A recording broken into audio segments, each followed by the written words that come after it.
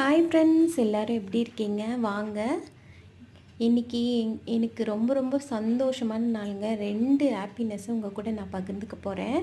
அது என்னன்னு பார்க்கலாமா? இந்த பவளமல்லி தாங்க.